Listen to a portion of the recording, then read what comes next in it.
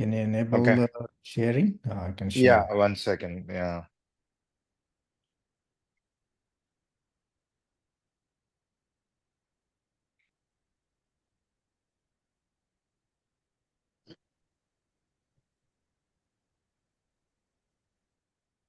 Let's see how I can do it from the phone. I'll make you co-host, or maybe that's better.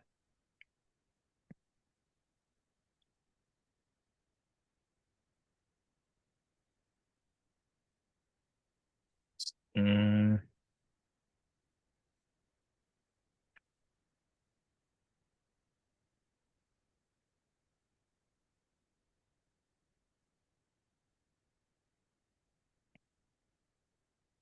I'll make you the host. I have only the option to make you host. Okay.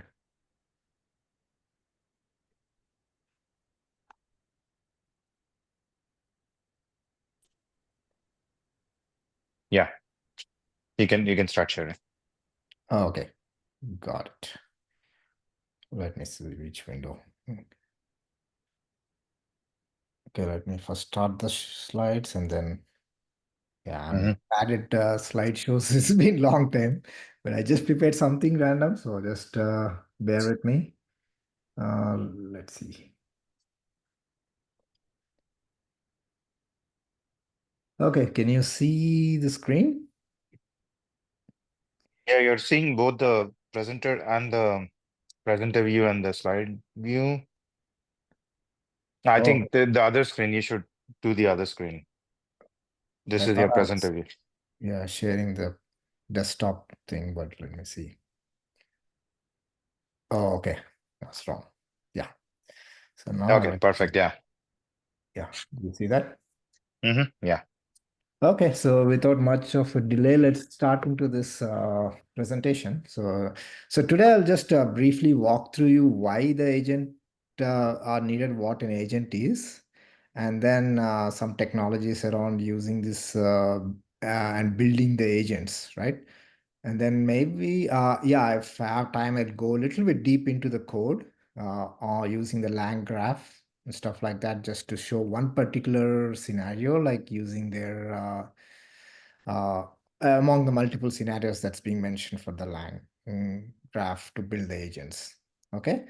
And then we will open up for brainstormings because many of you guys may be more experienced in the agents. So I would like to get some contribution from you guys into the agents and see just through a brainstorm on how creative you can get to build the agents.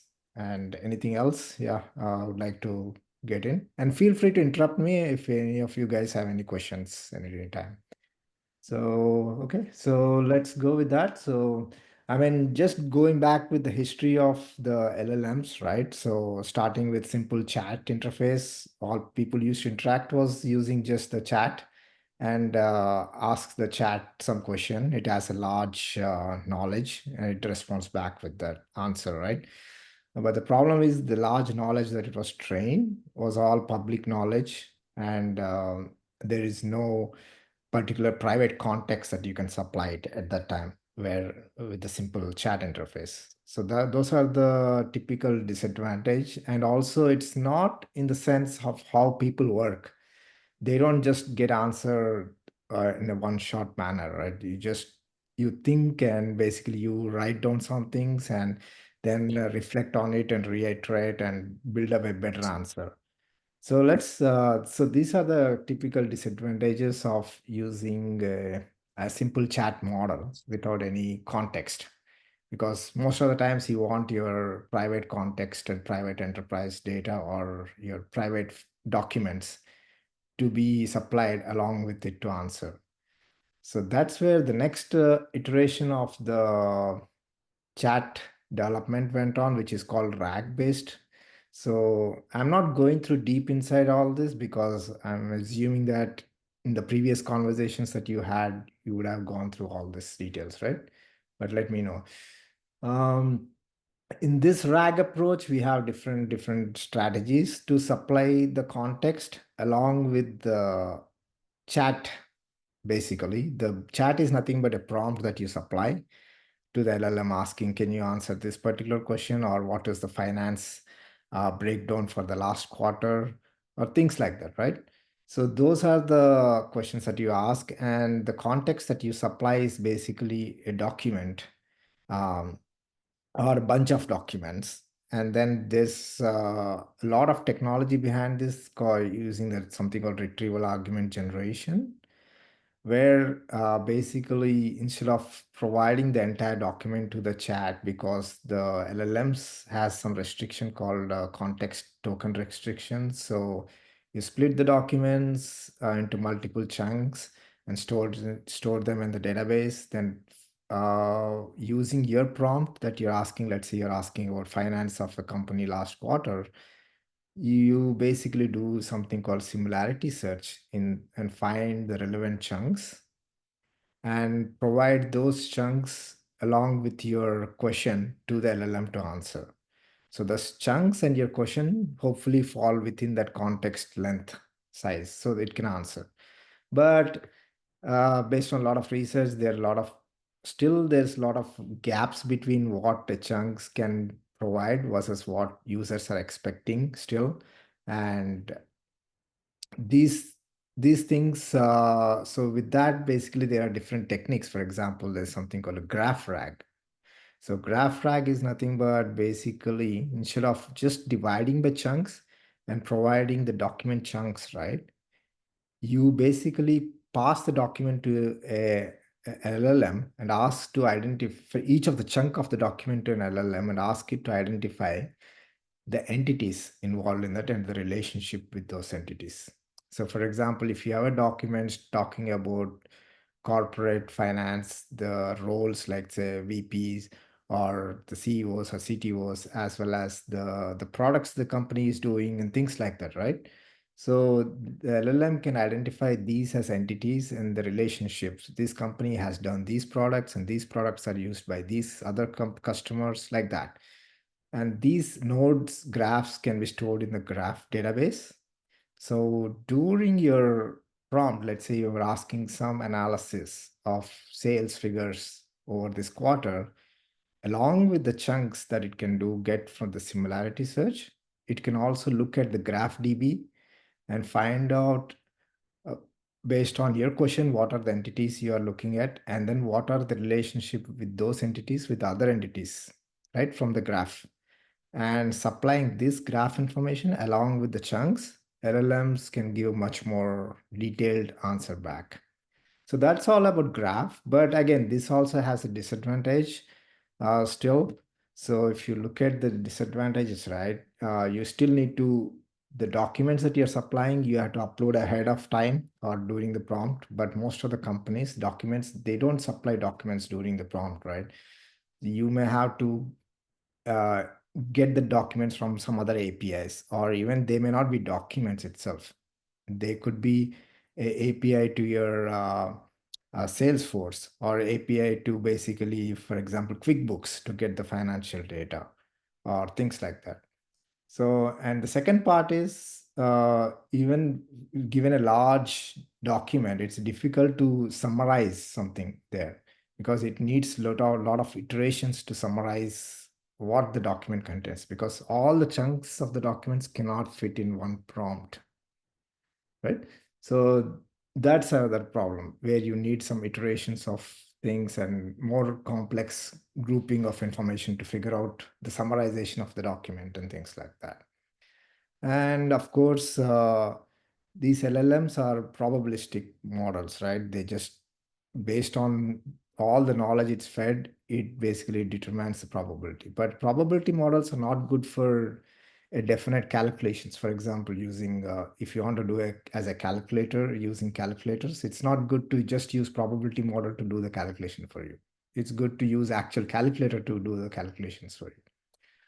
So that means it's always good to supply these LLMs also with the tools too that can actually do the calculations, that can build graphs for you and show the graphs, or it can write a Python programs and execute the Python program itself for you, right? Instead of everything being a probability model.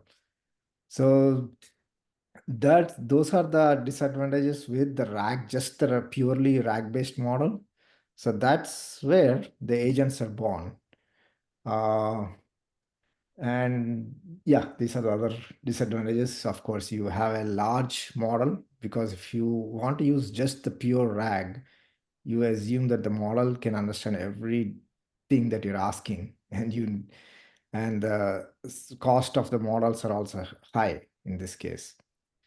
So, and based on the recent research, what people found is that a lot of the smaller models, which are actually fine-tuned and also made to work with each other, they seem to work much better than one large model, and they seem to give a better responses.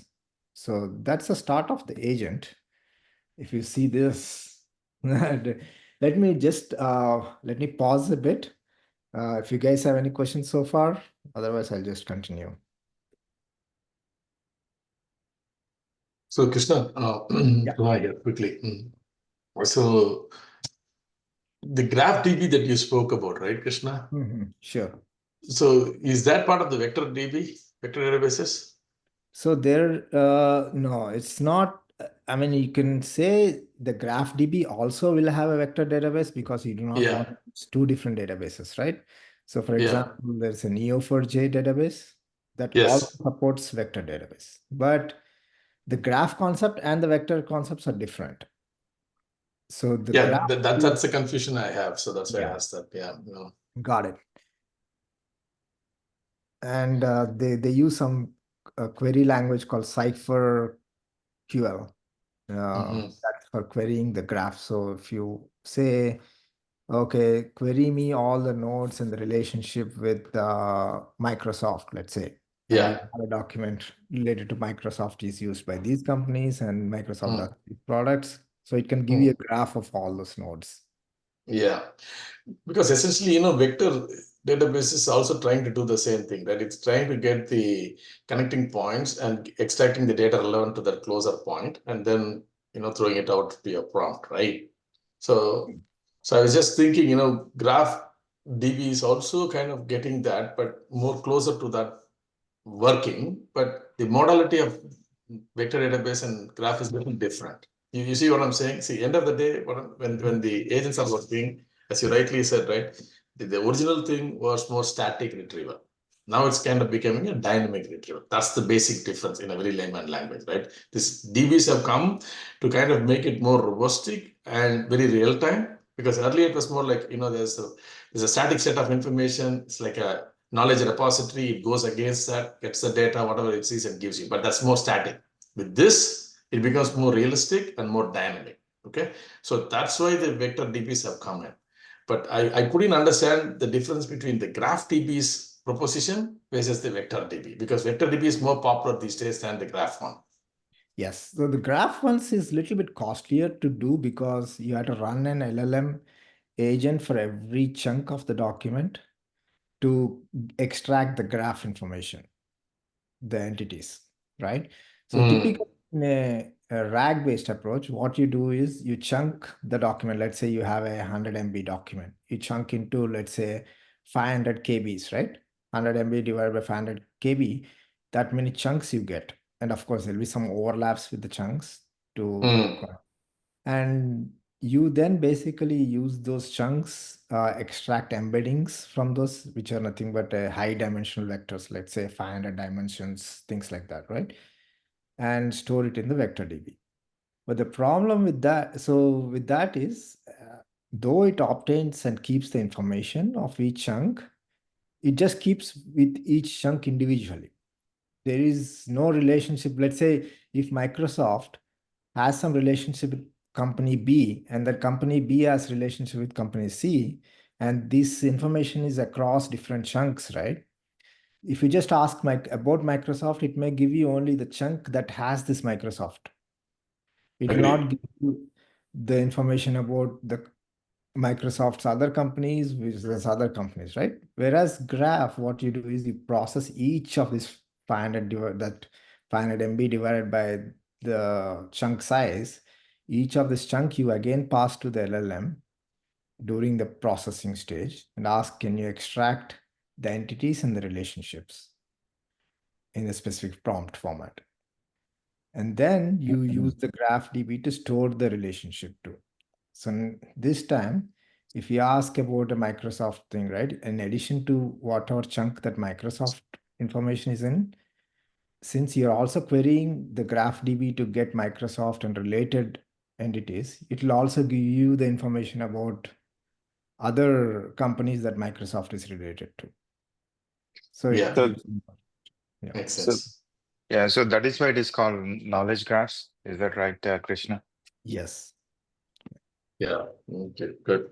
But that working is a separate story. We'll take later. Yeah. Thanks for the explanation, Krishna. Got it. Appreciate it. Yeah. Thanks. Okay, so agent itself, I struggle to understand the mean. What is an agent? Initially, I used to think agent is nothing but an LLM. But over the time, I found out that agent is basically a word used to define a software component that uses all these technologies. It uses LLM to basically do some large language generation, right? And it uses RAG to do the retrievals. It also has the capability to invoke tools. So tools can be simple Python functions or REST APIs, or it can be search tools. It could be calculator tools, right? It can use those, execute those tools, get the outputs, and then use that as a RAG again and combine and pass it to the LLM and all the stuff. And then it also has something called a memory. So it can do like a state memory. So just think of a single individual. So you basically, as a person, you would have a capability to use all the things around you, right? The tools, you have a brain to store the information, or you use a notebook to write down and keep track and then reflect on it and reiterate and understand, basically. So that's all about the agent. So it's basically just a software component that has all this tie up with all these different setups that it can interact with. So any question about the agent so far? And before I go on to just Krishna. show it, yeah. No, Krishna, I'll address I'll address that question that you said, right? Agent, right? Don't look at it from a perspective of LLM or anything. That's not the context of how you look at it as an agent. An agent is let me put it this way. I'll use a contact center perspective, and then I'll get to this understanding of what it means. Yeah. In a contact center perspective, what we call an agent is somebody who's able to respond or answer or work on your request, right? You're calling for some purpose, calling for some information, right? You are not able to reach that side, right? So the call goes to an agent, or in other words, a person who's understanding what you're asking for, does the inherent work, what needs to be done, and then spits out the answer to you, right? That's what we call an agent from a contact center perspective. Now, why did I bring that into this context is, even now, where agent is like an automated set of tasks that an individual thing will do for you. It's not specific to LLM or anything. If you broaden your scope on the AI part of it, tomorrow, let's say, if you wanted to act like a financial analyst, right? It is not about LLM. It will have a set of tasks that it will go out, fish the data from the internet or wherever it wants to. It will do the analysis just like a financial analyst would do. So agent is in the context of you're building a virtual agent to do a set of specific tasks on behalf of the knowledge it has acquired or gained or trained. That's the better way of saying it. So in a very layman language. Okay. Yeah, that's a good definition. Yeah. I mean, it's more very abstract and nice defined. Yeah. So look at it that way. When they say AI agent, what is that agent's purpose? Where it is being deployed and for what it is being deployed and how it is being trained. Look at it that way. The working will come whether through LLM or knowledge. For example, I'll tell you, right, for knowledge management things these days, people use agents. They don't have LLMs basically. They just go across the knowledge repository and then extract, and then they have some data feedback from the data that's coming in. They work through that and then spit it out. Okay. Yeah. And Yeah, they used to thanks. also have this, I mean, they used to have previously, before all this LLMs came, they used to have this robotic Exactly. automations and things like Yes, that. correct. Exactly. You got it right. Thanks, Krishna. Can we also say it as an orchestrator, like it's probably just Yes. orchestrate all? Yes. Yes, Palla. Right. That's correct. That's a better way of saying it even more. Yeah. No, I mean, traditionally, right now, we use a lot of stuff in the software. So something similar to like a backend, batch jobs or the cron processes, all these kind of things. Can we equivalent this one agents means? Yeah, you could say that as long as it accepts some inputs. Hey, and- Kiran, 1 minute. Somebody is changing the dress, I think. Ask him to go off camera, please.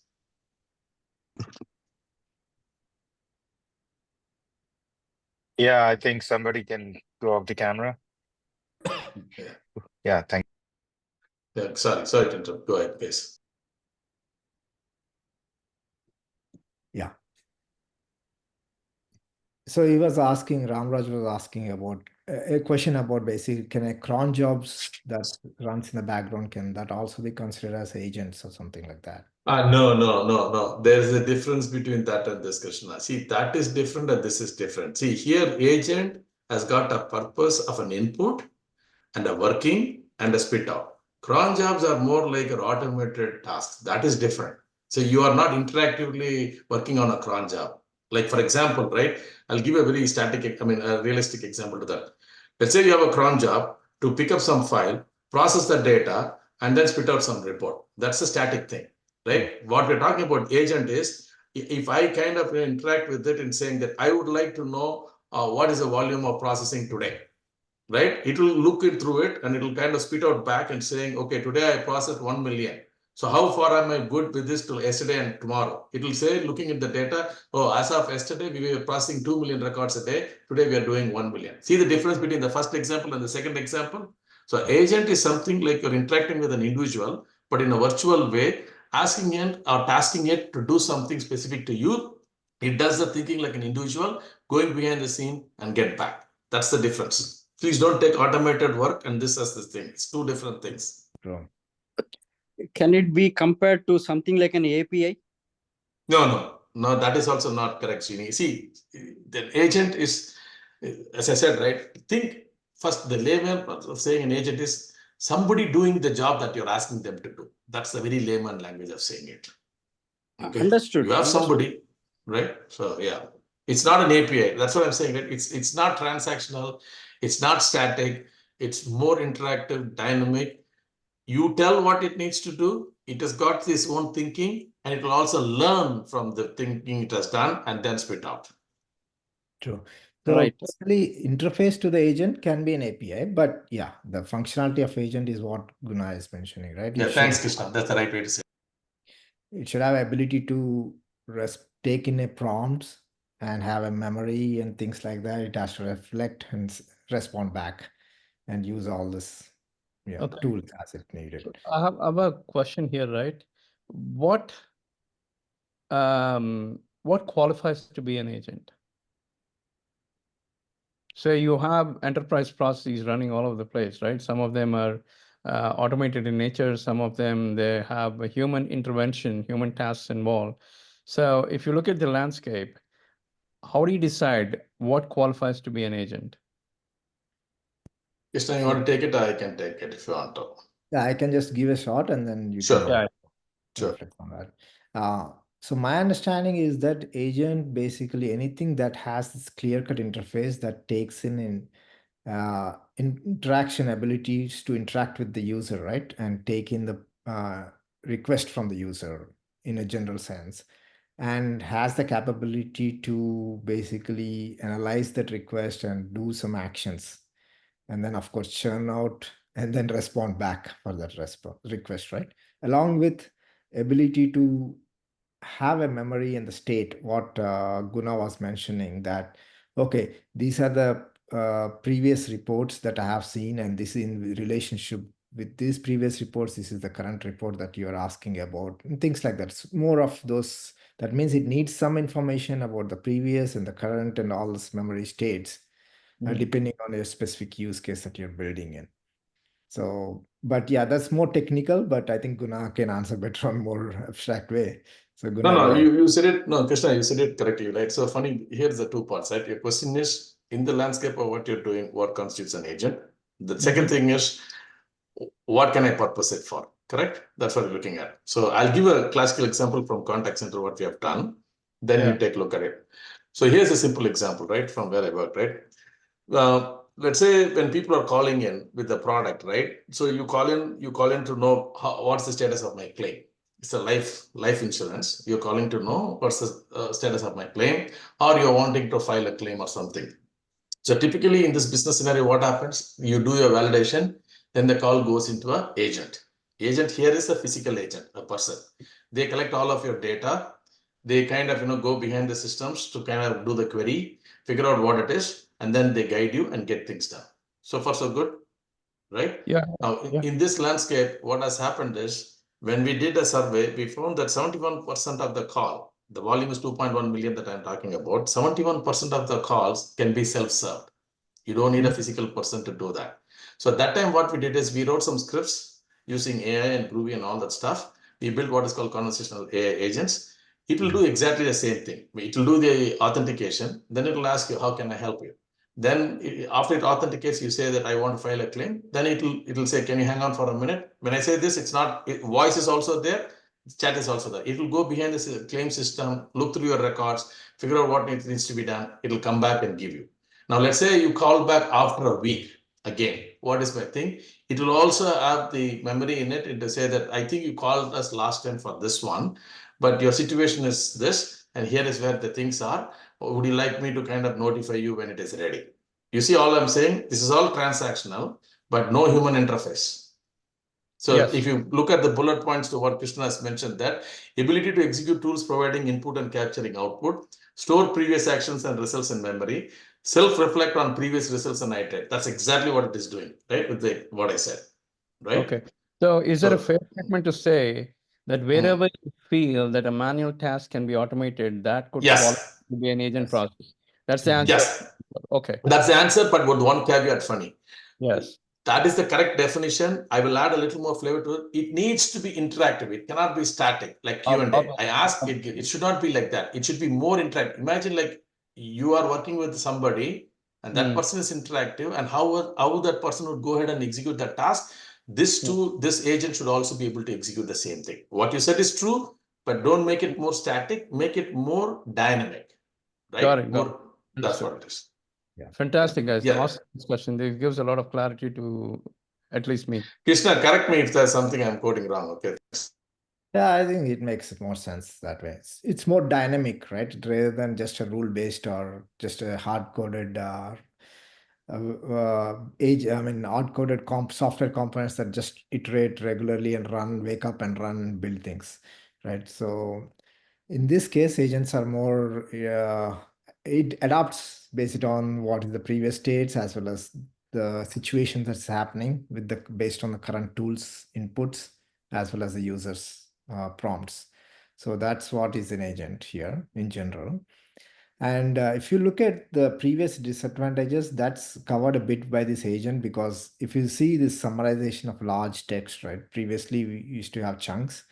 And now imagine that you want to summarize, you have to go through all those chunks. So this agent can do that by iteratively going through all these chunks, getting something, then again iteratively building up some context and then iteratively doing more. So it's more number of iterations it does, eventually getting some summary out of a large document and presenting you, right? Compared to a simple RAG approach where you just give a related chunks that answers your question and then get a answer based on that particular chunk. In this summarization, it has to go through all the chunks and then reflect on it. And maybe it has to do multiple times to get a better insights out of the whole document. So this capability of having this multiple iterations and reflections on itself based on the previous actions that it did, that gives this agent the capability. Okay, so let's go to the next slide, which is a simple sample code, basically using the LangChain. So LangChain has this SDK to build agents too.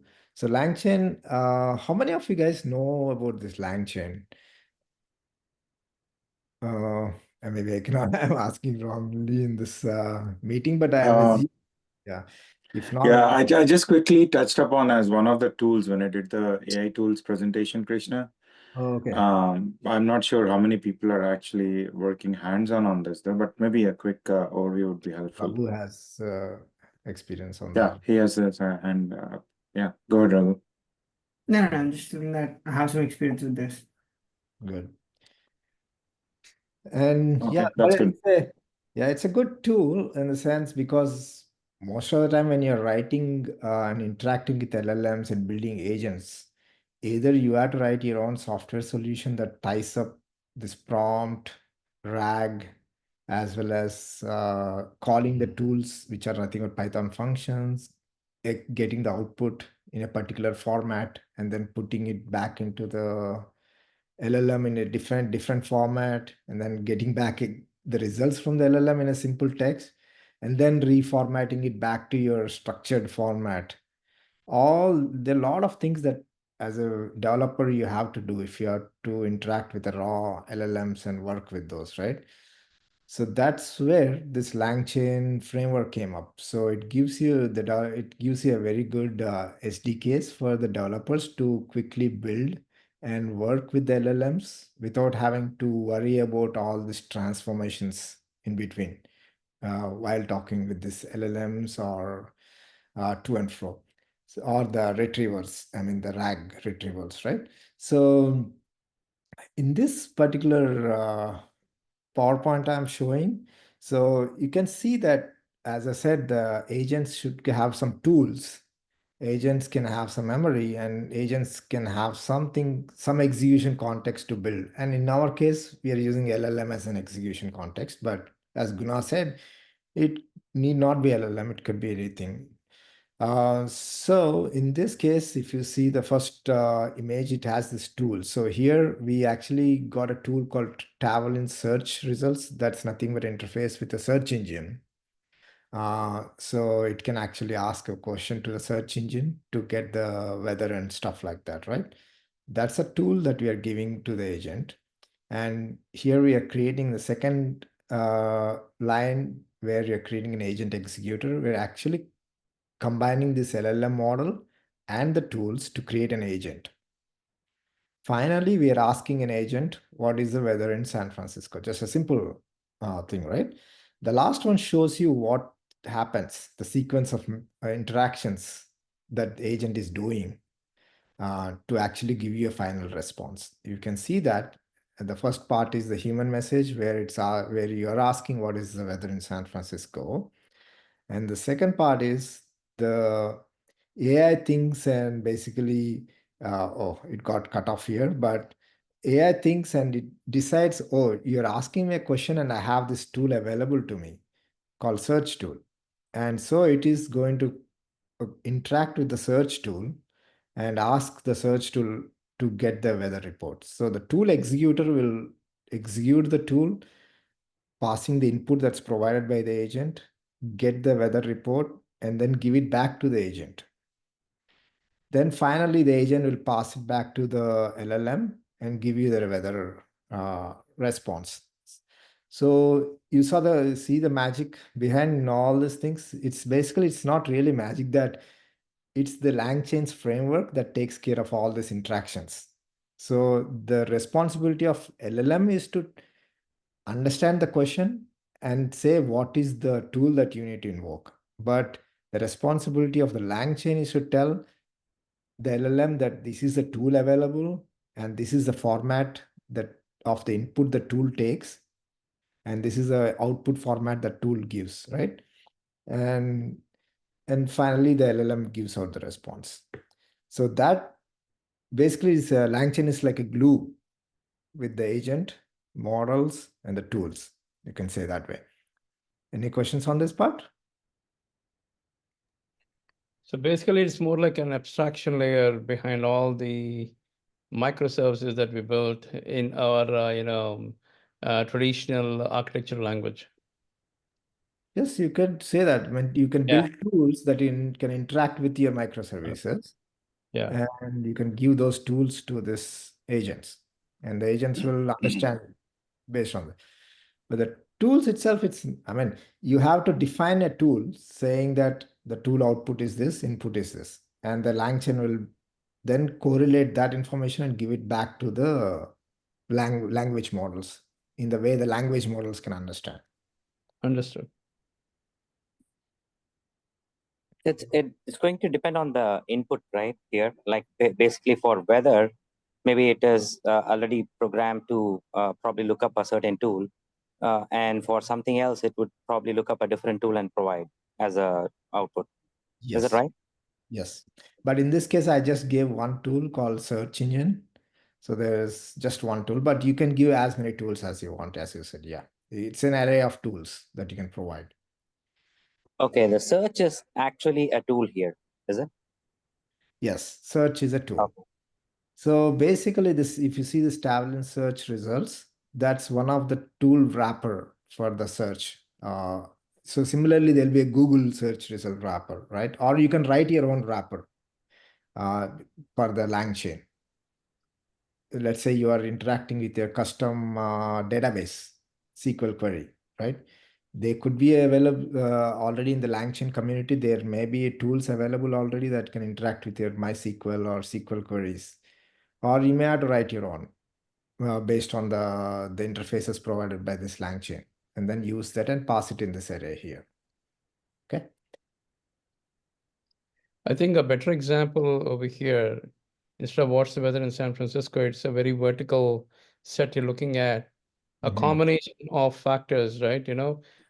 Show me my work calendar versus my personal calendar where the vacation days do not collide or whatever it is. That would be 3 different sets of data sets and probably 3 different agents or tools interacting, one on the personal side, one on the professional side, and finding a correlation between where my vacation would be intercepting.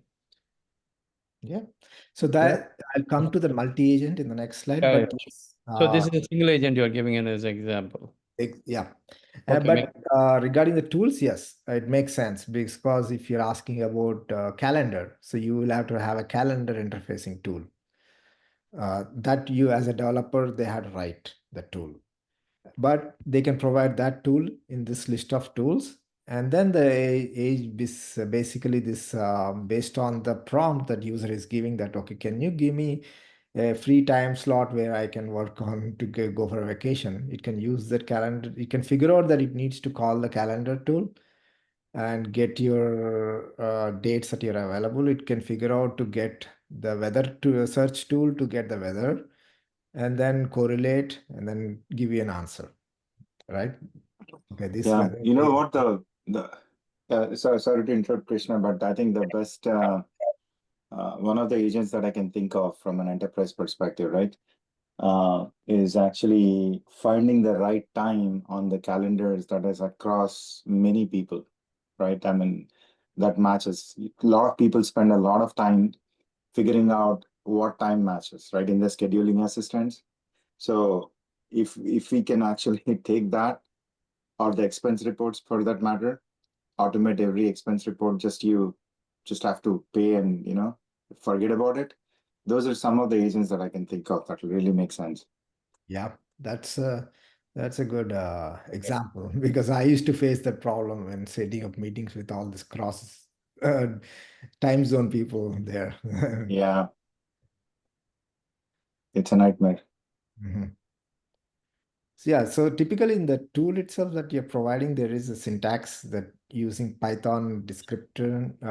There's something like you can actually use triple quotes and you write a description. So it's tool is nothing but a simple Python function, but inside the function, you can just put a comment saying what this tool is about, what does it give, and things like that. Then automatically this LangChain will understand using this LLMs understand what the tool is and can provide the information to the LLM. So that way LLM can exactly tell what is the input to the tool it wants to give, right?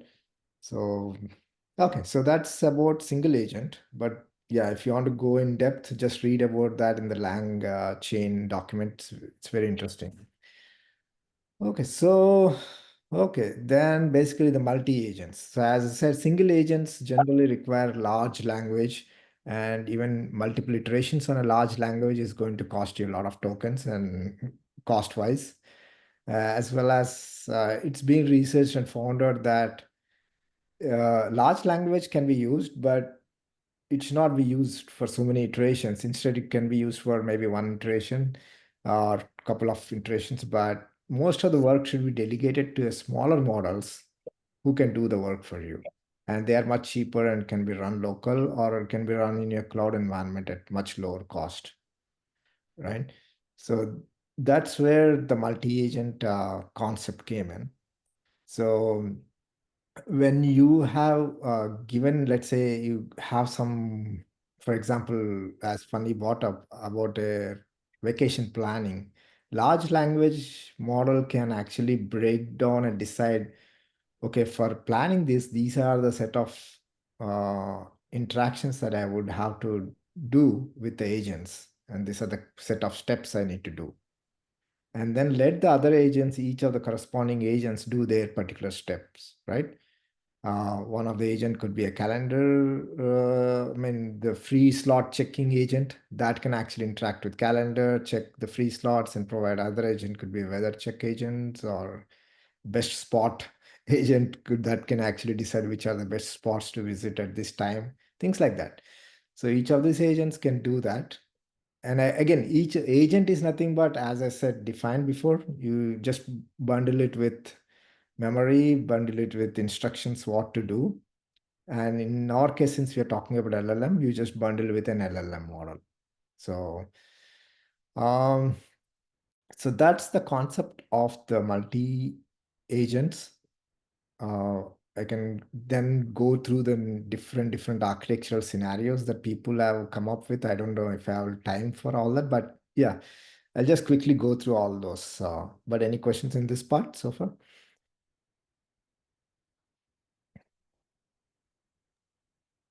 Okay, so yeah, this anyway, that's advantages. So typically in a multi agent models, there are different typical scenarios of interactions written in different research papers. One of the common thing is this one where, if you can see this, the user gives a prompt and the agent decides what it should do based on this prompt, and it can invoke tools as needed. And also it can pass on information to other agents, right? It could be a researcher agent or it could be a chart generator agent to generate charts, graphs, and things like that. And finally decide whether it has to respond back as a final answer to the user, or should it iterate more and do other things. So that is one model. The other one is, most of them will be similar, just you can see that this it maps to your real life experience and how things are done with teams, right? So if this is called a supervisor thing, where you're a single supervisor who decides what agents to call for a given workload, right? And then interact with each of these agents. Like it's just like you're a single manager interacting with all team members. It's a flat structure, one manager and all the team members under it, and get back the response, handle it back to the user. The other is more of a hierarchical model where you can actually, this is how most of the companies work. You have a manager under which, again, team leads and that teams and do all the stuff, right? You could build agents like this. So you have a lot of flexibility that way to do whatever ways you want to build. So the next one is general patterns that I have seen in the LangChain documentation. It's not my thing, on how you can actually build patterns that that differs in how much cost you save, as well as the flexibility of how you interact, and also the speed at which things are computed and given to you. So one of the pattern is the plan and execute. What it does in this pattern is you ask a question to the plan agent. The plan agent will break down the question into multiple steps that it has to execute, and it gives us a task list.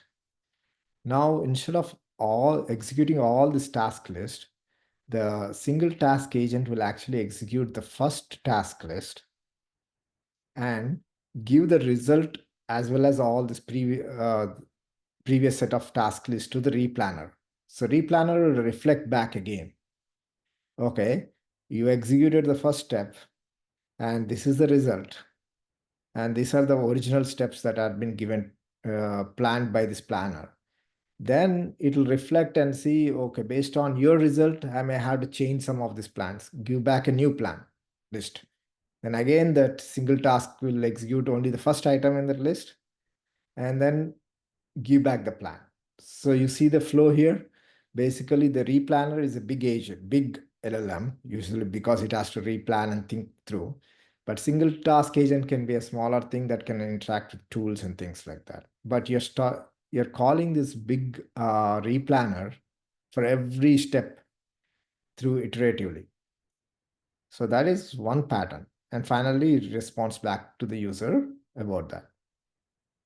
The second pattern is basically something called reasoning without observation. Previously, if you see, for every task execution, this replanner is observing the output and redeciding it's giving out a new plan again. In this case, planner gives out a plan, one shot, tells you in a particular format, okay, as a worker, you need to do this action, you need to call this particular LLM, you need to do all the steps it gives out. And this worker will execute all the steps instead of executing just one step and replanning.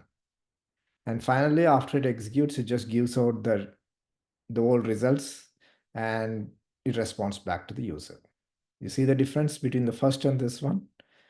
In this case, it's just one straight flow and it reduces the cost because typically this worker LLM is a small lightweight LLM and the number of times you have to iterate with the larger models are much lesser. So you have less cost there.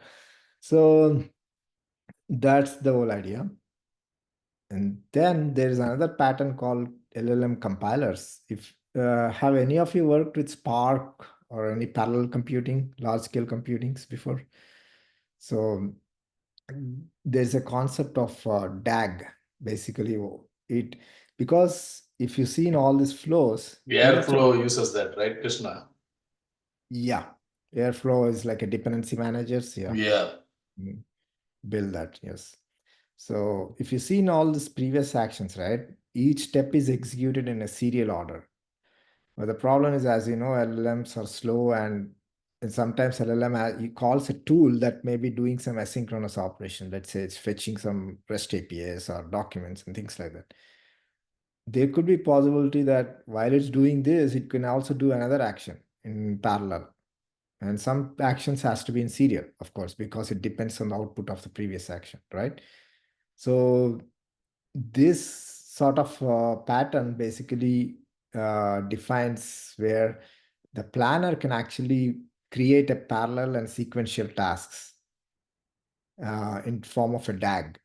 And this, the executor can actually construct a DAG out of the output of the planner and then execute the tasks concurrently or serially, depending on the flow. So that way, what is it doing here is basically it's saving the time for you. It's improving the optimizations on the execution wise. So depending on what you need, you have to experiment with each of these and figure out which is the best models, which best patterns and best way of invoking the agents.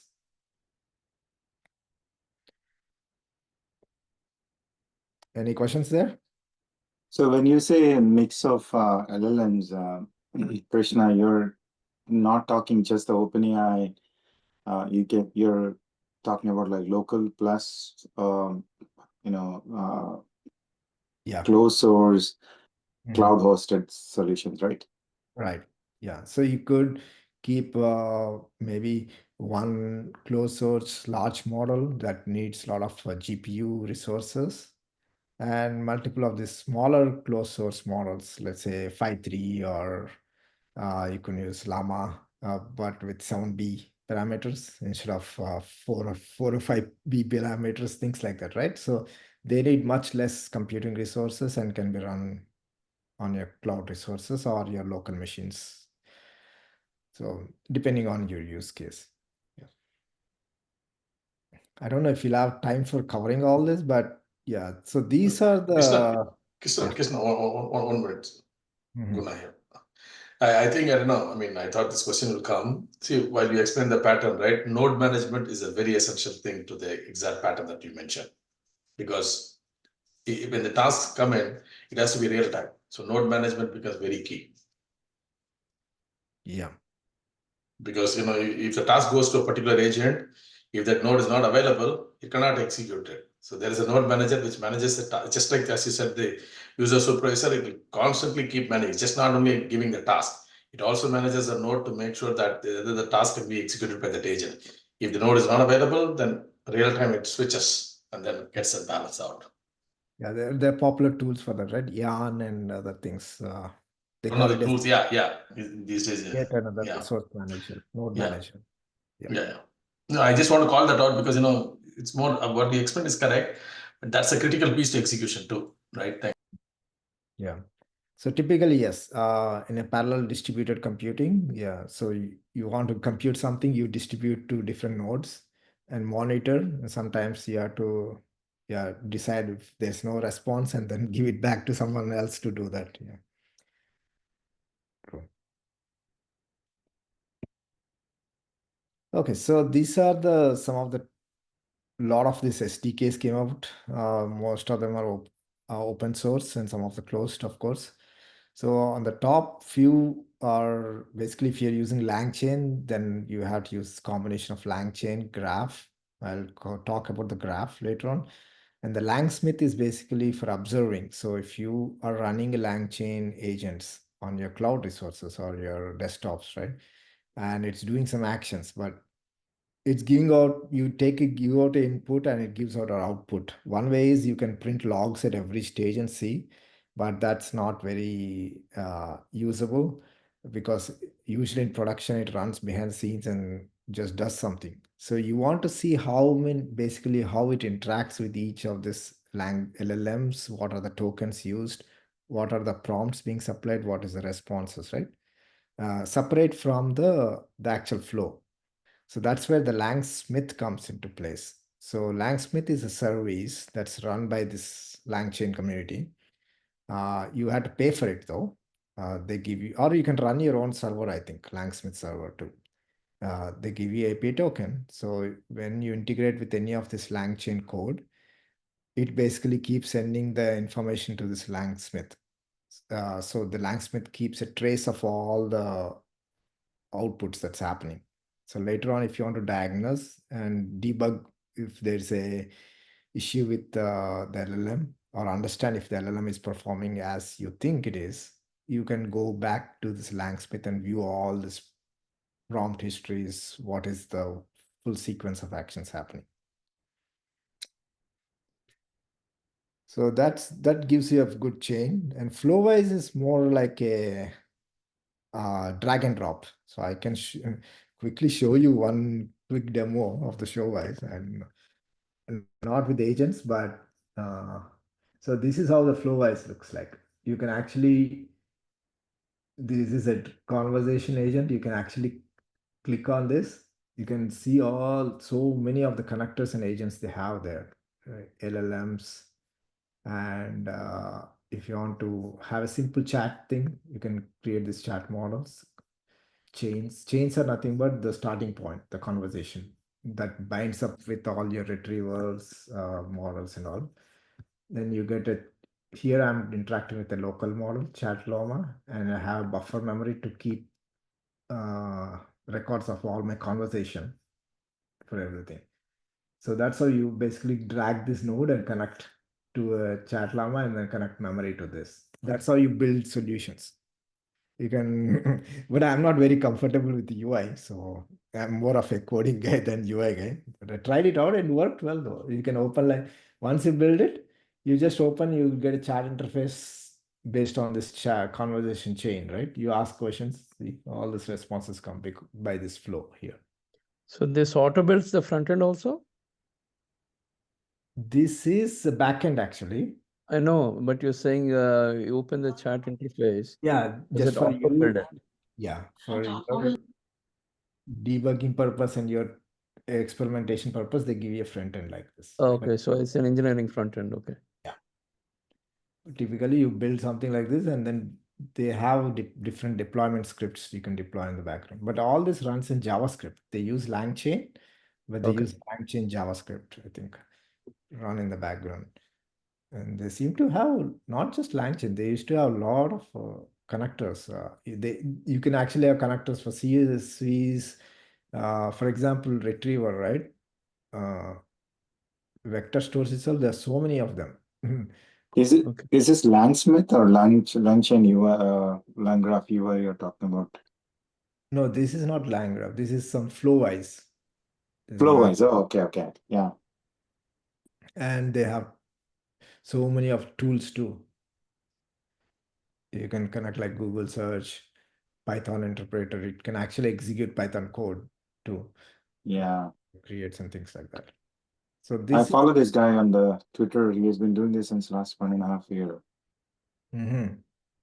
yeah, it's an open source and it's Yeah, I all never tried. and at least good for experimentation. I don't know how well it works with production but at least yeah, I mean if you want to try out, yeah, you don't need to learn a lot of stuff in this technically, or you don't have to code also. You just build, drag and drop and connect them and just to test it out. And Krishna, like, can this be used outside of LLM use case? Can just be used to provide an input and get an output? Um, provide an input and just get an output. So that I'm not sure, because every of these nodes that they have, you have to have some starting point. That's a chains that you're building, right? So let's say you drag any of this chain. Let's say one chain could be a simple conversation without any documents. Other is a document retrieval chain like that. You can, let's say if you drag this, yeah, all these inputs and output connectors here. So for a document model, you need to have a vector store connections, and you have to have a chat model that requires LLM and moderations. But I do not know about, yeah, without LLM though. Okay, thanks. And these are all open source, you said, right? Yes. Just look for Flowise, FLOWISE. I looked for FLOWISE and I couldn't find it. So there's only single W here. And these are all tools that can run on Kubernetes, is it? They already have Helm charts for those? Yeah, I just ran on Docker, this one. You can just use localhost 5000, you'll get to this UI. Done. Or you can install locally also, no problem. Okay, thanks. Yeah, Bala, I think that the main concern that I have been looking at, right, all these tools, they are like building these tools really into putting this into production. I don't know how many of these are actually working in production. Right. So please be careful when you try to venture out. You might see something that you have not encountered earlier if you're planning to do so. Sure. Yeah, thanks. Yeah. So better to review the code and try it out. Yeah. Yeah, I think we are past 12, so I don't know if we have time to go deeper into the next 4 more slides. Let me know. Otherwise, we can continue. Yeah, do you guys have time? Yeah, I can be here for another 10-15 minutes. Okay, yeah, I think we got two Okay. confirmations. Yeah, go ahead, Krishna. Yeah. Where am I in the slide thing?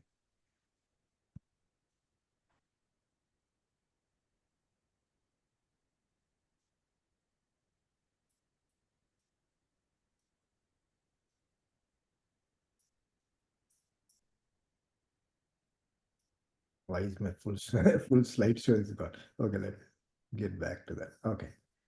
So that's the thing. And on the Amazon side, the commercial side, you have something called Bedrock agents. You can actually, on the Amazon, let's say, Bedrock is nothing but a layer between, provides you with simplified interactions with LLMs on the AWS.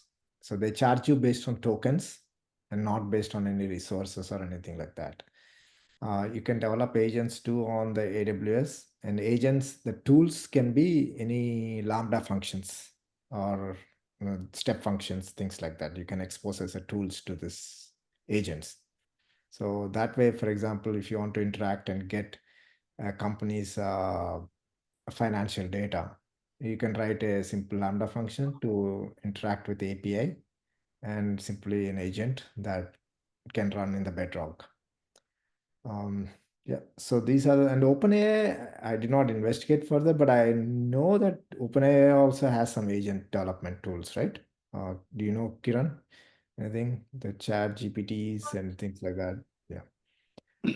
Yeah, what was the question, Krishna? Yeah, I was asking, like, are you aware of any OpenAI agents? Like, I remember they Yeah, do have. Swarm actually, yeah, the latest one, what they came out is with called Swarm. It's available, it's open source, based off of OpenAI framework.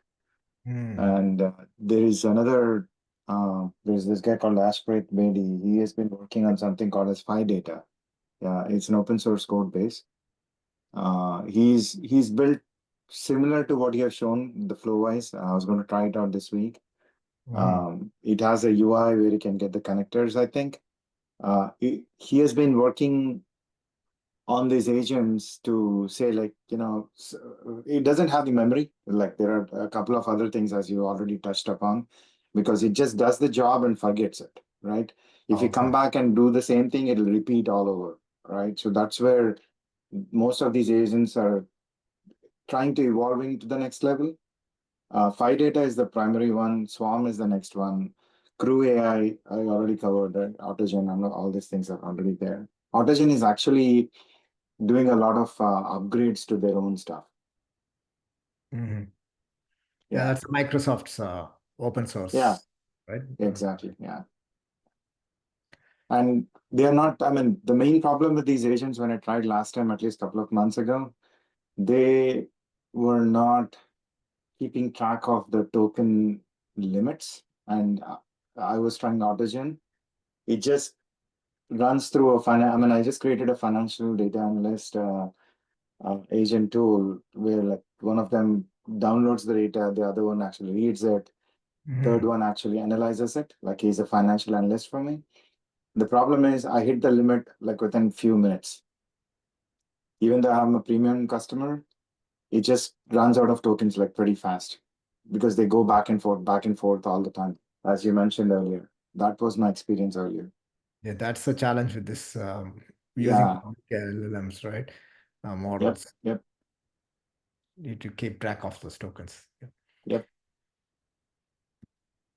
But yeah, coming to this SDKs, right? If you are a developer who are very confident in developing and loves complex stuff, then first LangChain, LangGraph is a very good one.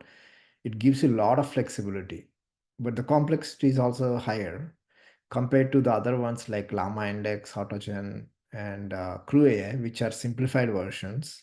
Crew AI is much simplified version on top of the LangChain.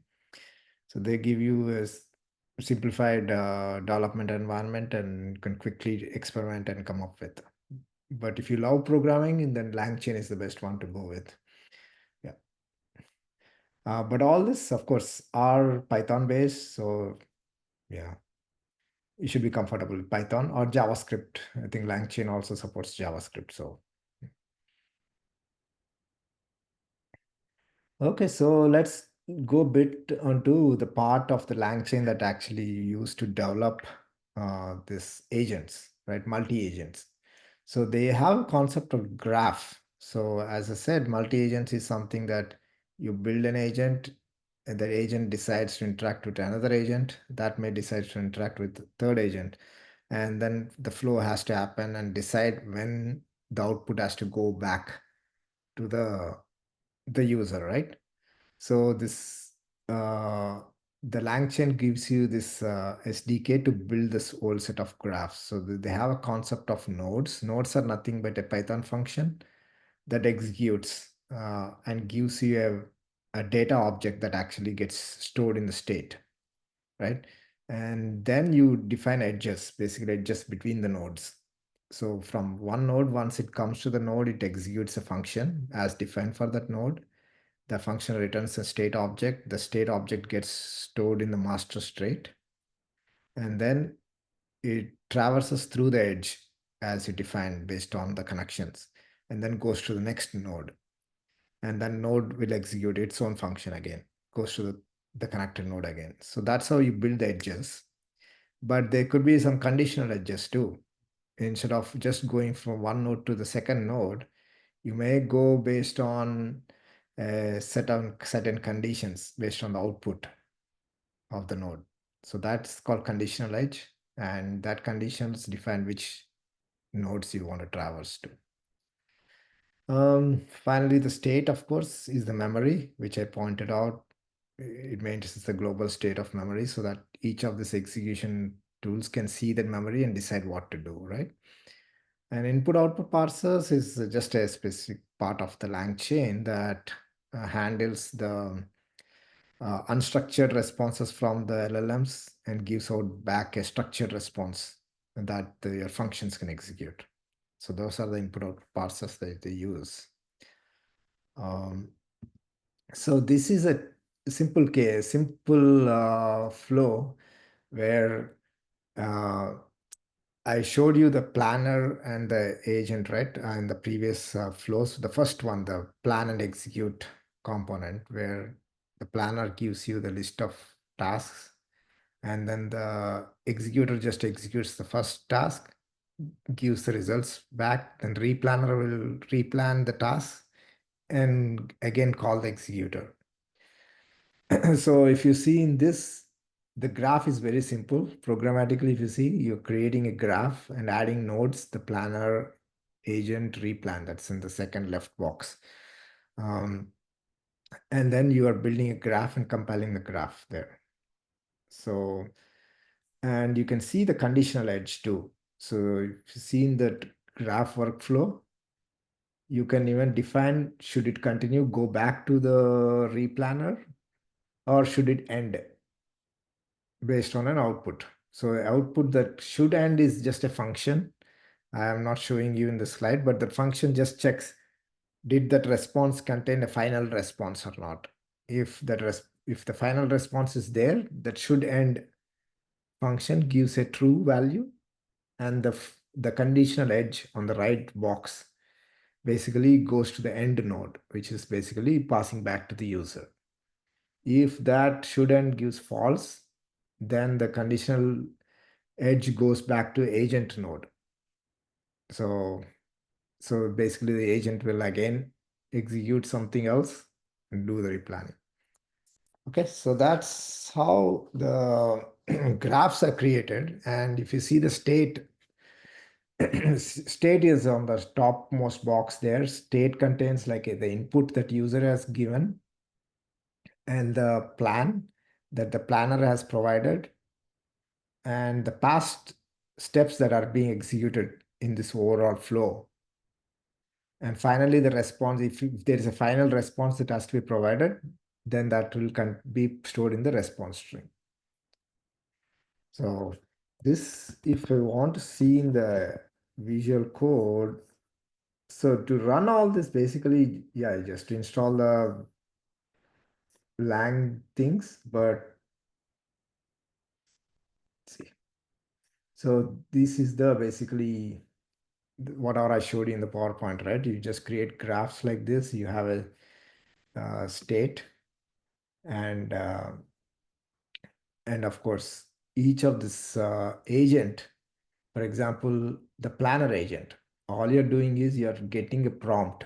In this case, instead of you writing the prompt yourself, you're fetching something from a prompt registry. So that's a good part in the LangChain. A lot of people, just like a Docker registries, LangChains and other things also, they have these prompts written by a lot of users. and they upload to registry, and you can actually fetch those prompts directly. You can use that for this planner, and you can connect LLM. In this case, we are for the planner, which is a big one. We are connecting a chat, the OpenAI thing, and yeah, create executor. For the other ones, yeah, there's a planner and replanner. All these are nothing but agents, and you're prompting. In this case, you're putting in your own prompt template here, right? So that's the whole thing.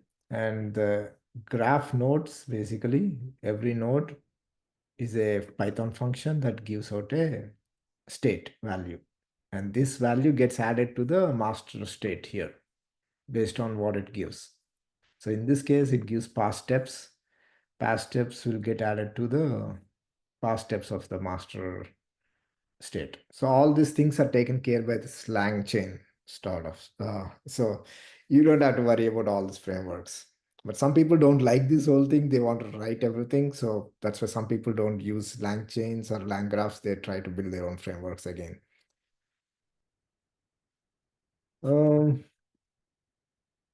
Any questions there? Anyone?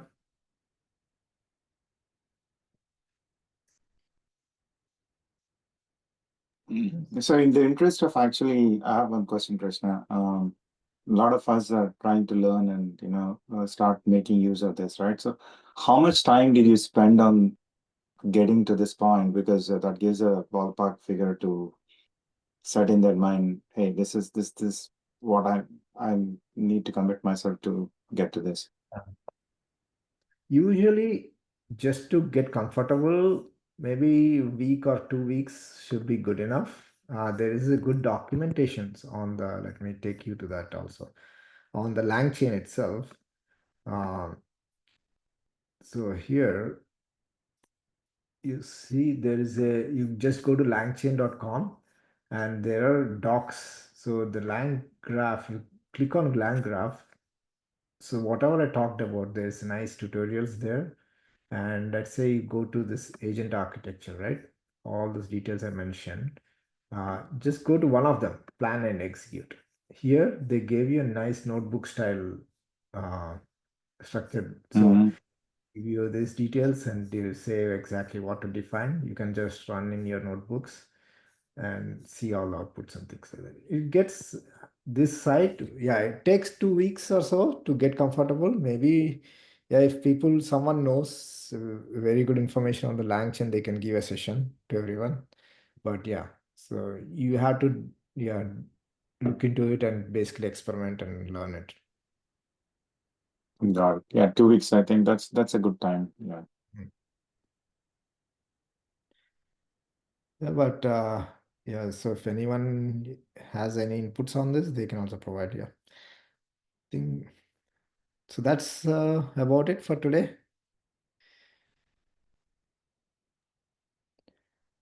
Yeah. I thought we'll have some time for brainstorming and some agents, but did not have covered up too many slides, I think. Yeah, maybe next time we should have free discussion just to talk about agents and just people have ideas to build some solutions there, right?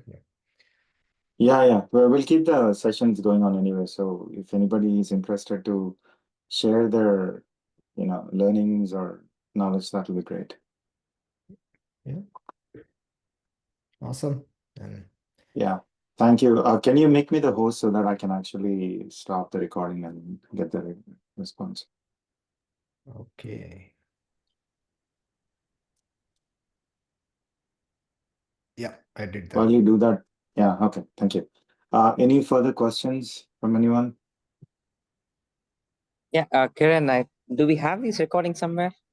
Because I missed the previous. I'm going to post these. Yeah, I'm going to post the post these recordings, and also I just created a basic calendar where you have the Zoom link for the upcoming sessions and also for the recordings that are available. So I'll update that today and publish it. Kiran, how many sessions are completed so far? I think we did several actually. At least we did last week we didn't have. Yeah, go ahead, Fun. think we did close to 5, Prema. Yeah, Okay, cool. Yeah, if you can post the recordings of all those 5 in some common area, sure, really helpful. sure, Thank you. sure. I will. Yeah. And we have some more coming up. If you see the group's pinned messages, we have next week, 27th, we have Srikar talking about a company called Private Blog. Guna got him onboarded. Thanks to Guna for that. They are actually created a model to look after the companies that are coming up. It's a VC helper tool sort of thing. That's what I understood. He'll give more details on it. For example, if you're a VC, you want to go ahead and check what company to invest your money in. They have scoured the data, put it in a RAG, and all that stuff. So he's going to walk us through.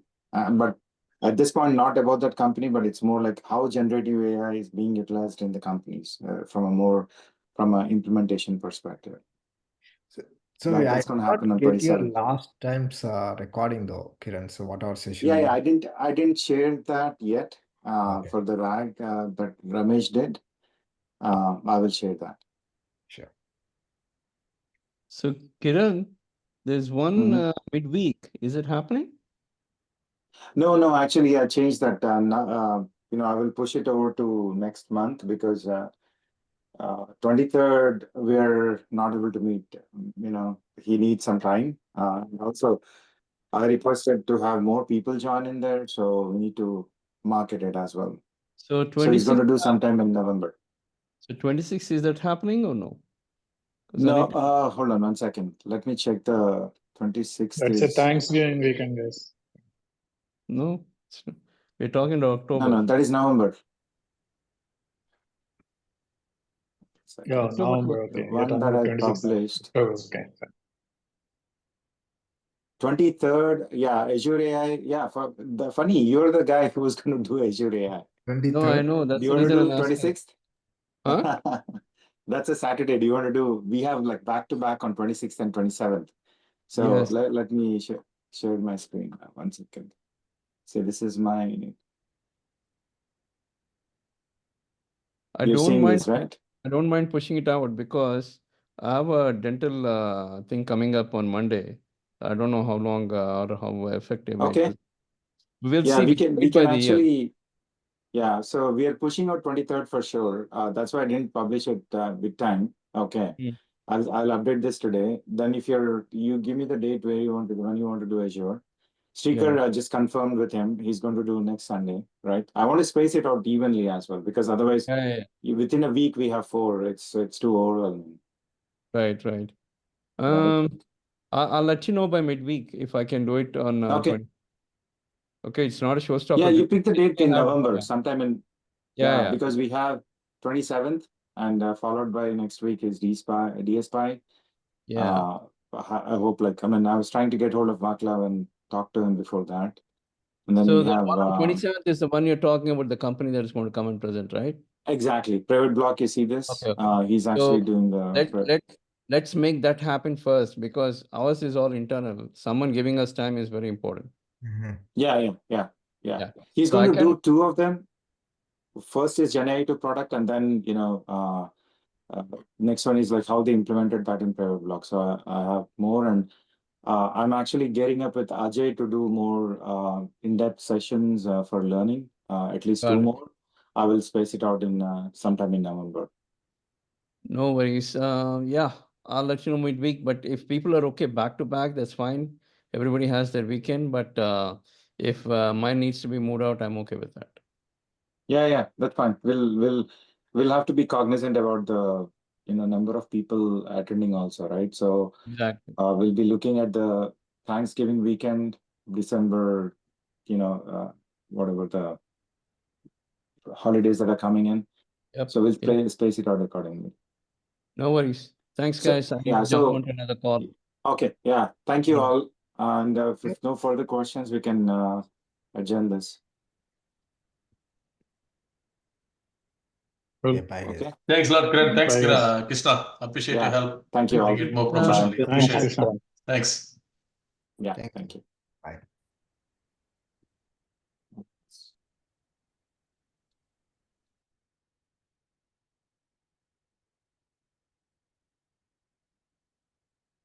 Thank you, Ashit.